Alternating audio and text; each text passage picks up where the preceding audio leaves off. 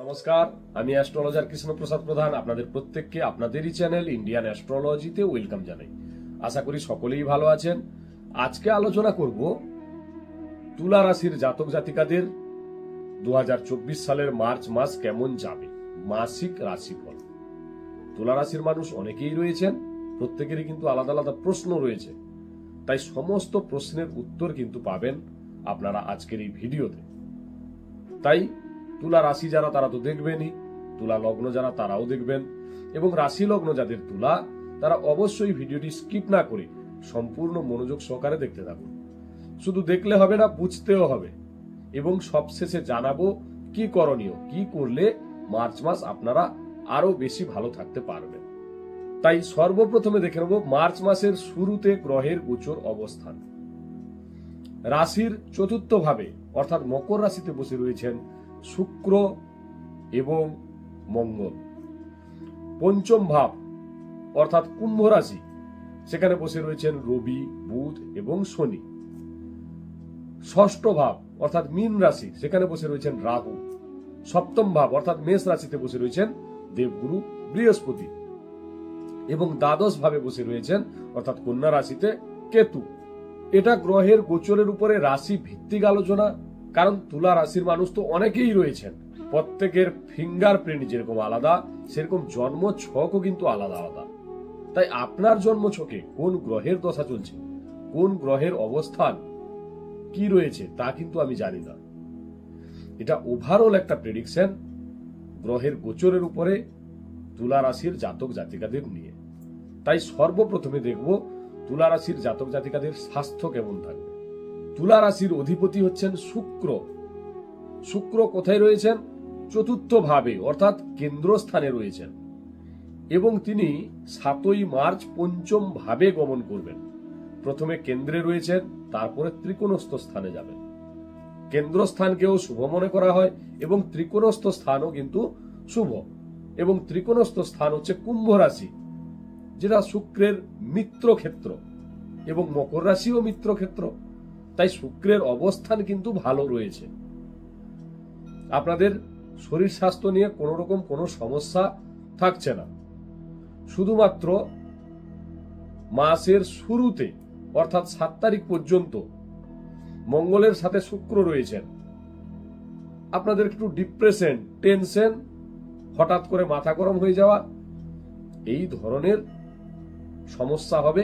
তাছাড়া স্বাস্থ্য নিয়ে কোন রকম সমস্যা থাকছে না। এবারে দেখব শিক্ষা। শিক্ষা আমরা মূলত বিচার করে থাকি পঞ্চম ভাব থেকে। পঞ্চমপতিকে শনি, তিনি পঞ্চম ভাবের উপরে বসে রয়েছেন, স্বক্ষেত্রে বসে রয়েছেন, তিনি তো ভালো ফল প্রদান করবেনই।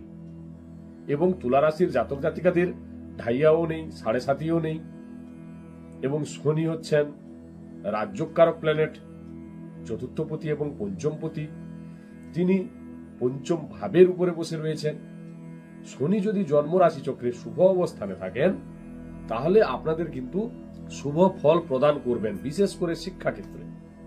এবং একাদশপতি রবি, তিনিও কিন্তু বসে রয়েছেন পঞ্চম ভাবের উপরে।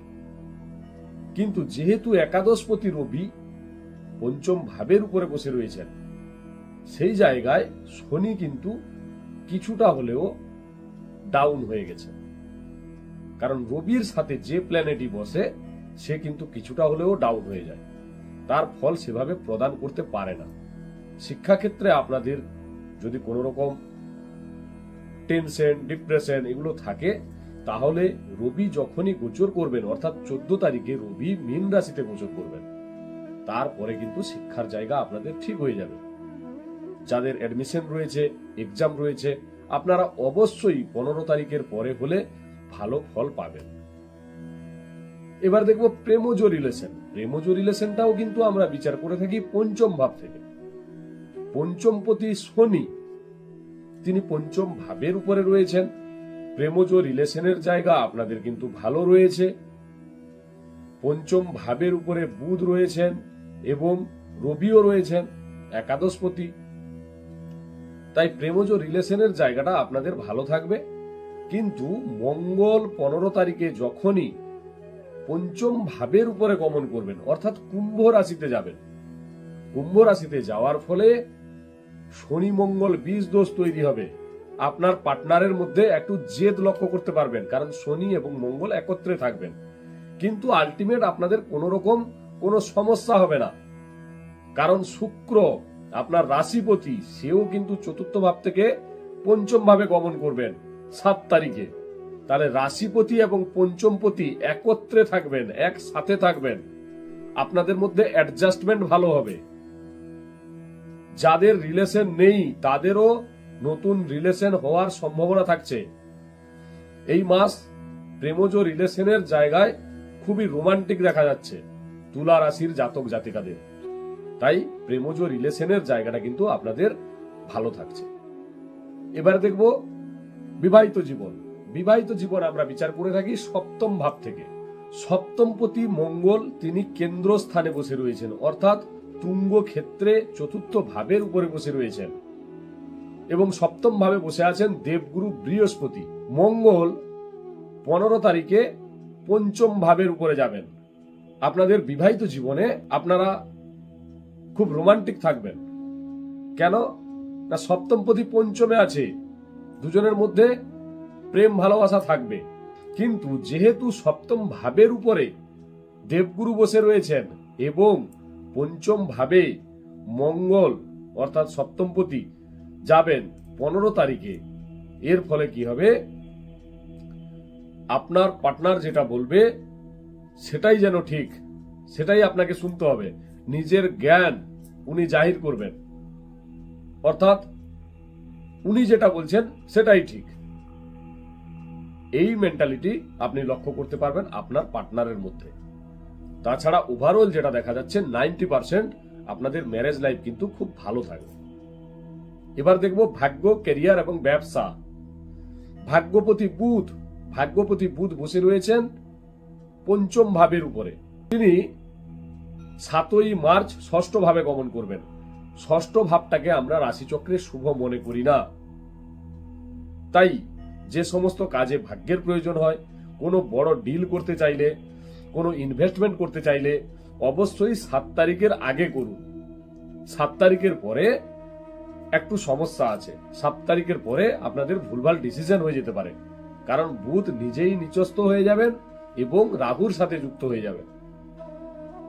এবার দেখব ক্যারিয়ার প্রতি হচ্ছেন চন্দ্র, যিনি সোয়া 2 দিন ছাড়া ছাড়া ঘর চেঞ্জ করেন। তাই তুলা রাশির জাতক জাতিকাদের দেখবেন এক জায়গায় কাজ করতে করতে মনে হয় এই কাজটা ভালো নয়, অন্য জায়গায় কাজ করব।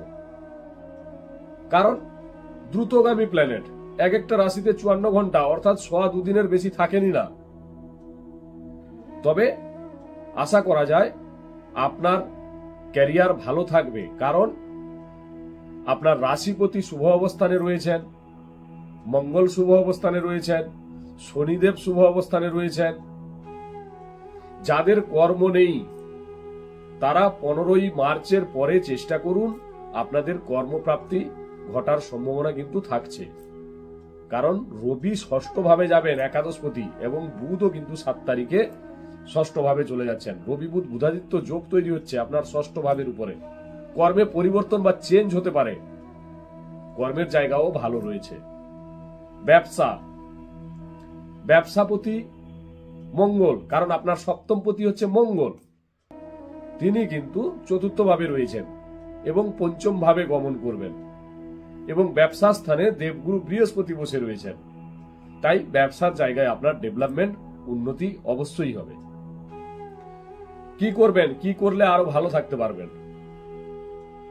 শুক্রের বীজ মন্ত্র জপ করুন এবং বুধের বীজ মন্ত্র জপ করুন, ওম নমঃ শিবায় মন্ত্রে জপ করুন, এবং পারলে প্রত্যহ সূর্যদেবকে অর্ঘ্য প্রদান করুন। আজকে এই পর্যন্ত। যদি ভালো লাগে লাইক, কমেন্ট, শেয়ার অবশ্যই করবেন এবং চ্যানেলটিকে সাবস্ক্রাইব করুন, যাতে নেক্সট ভিডিও ছাড়ার সাথে সাথে সবার আগেই নোটিফিকেশনটি আপনার মোবাইলে চলে আসে। সবাই ভালো থাকবেন, সুস্থ থাকবেন। নমস্কার।